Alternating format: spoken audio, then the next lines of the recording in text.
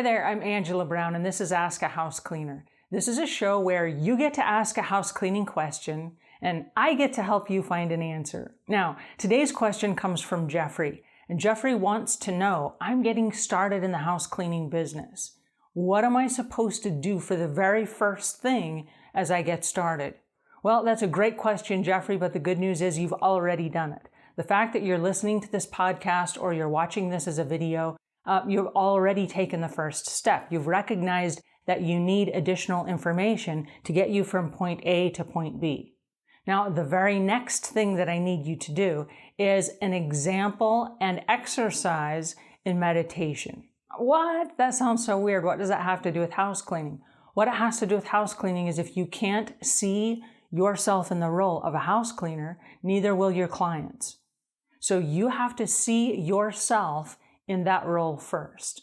Okay, so we steal this exercise from realtors. When you go to an open house, let's say that you're going to buy a house or you're going to look at an apartment or something to move in, they send you to an open house. When you get to the open house, the house is not completely bare room to room. The house is staged. And what that means is when you walk in, there's a picture that's already painted that all you have to do is place yourself inside. Okay, so you walk into the living room and there are already sofas there. There's an easy chair, great big recliner. There's a little coffee table. On the coffee table are some magazines. There are a couple of candles. It's a really nice little space that makes you feel cozy. And so in your mind, you imagine yourself just going in and sitting down and kicking up your feet and flipping on the TV and relaxing. As you walk into the kitchen of this house, you're going to see all of the kitchen counters are clean, and there might be a little to-do list or a shopping list. There may be a menu of tonight's dinner or something.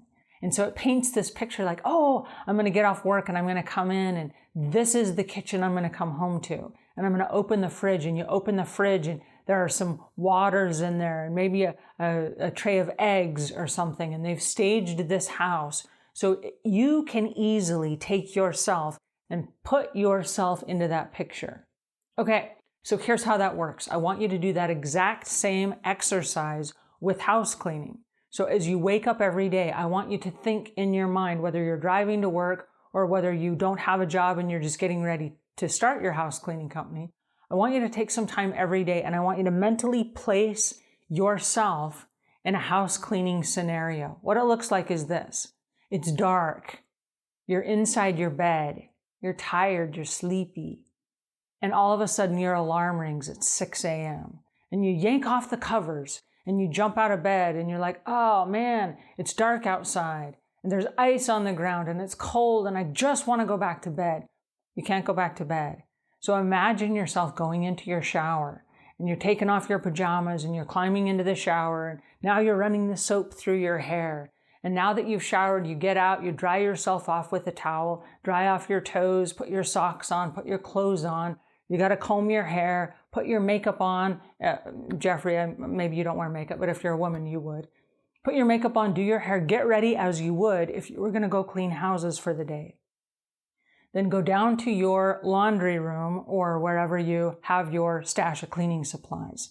And then once you get there, imagine pulling out your mop bucket and then lining up all of your supplies that you're going to need for the day, whether it's cleanser or it's an all-purpose cleaner or it's some kind of a toilet bowl cleaner or a brass cleaner, a granite cleaner, whatever it is that you use.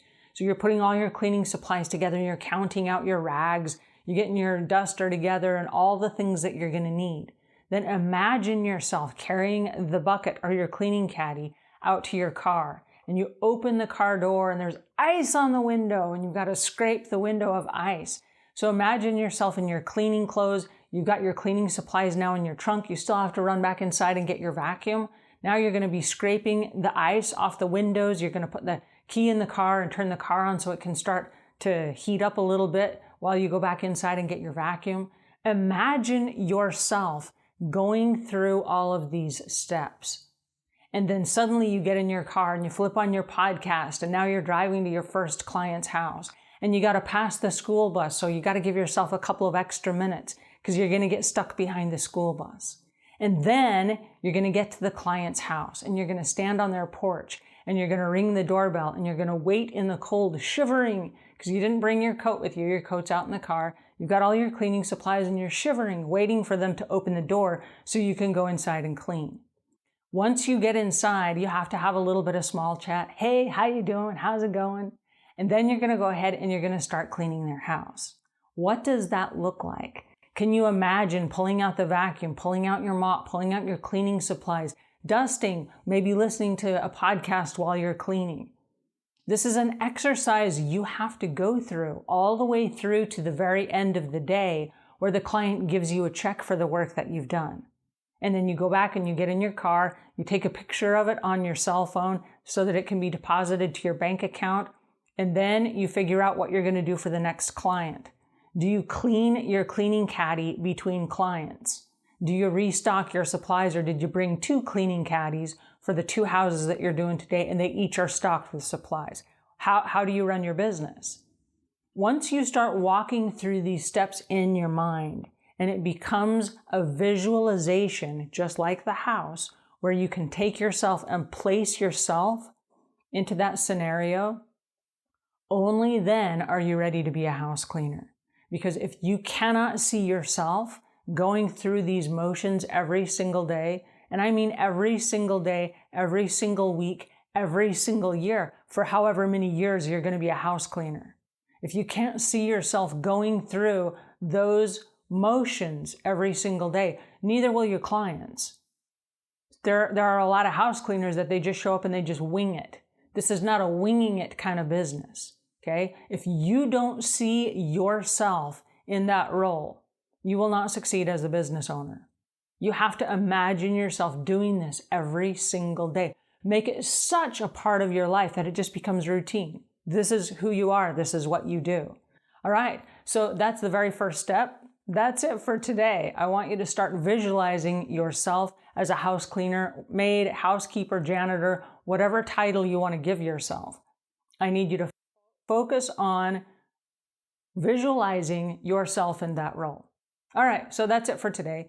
If you have any questions, head on over to Ask a House Cleaner, ask your questions, and we will be back to you with the next episode tomorrow. And until then, leave the world a cleaner place than when you found it.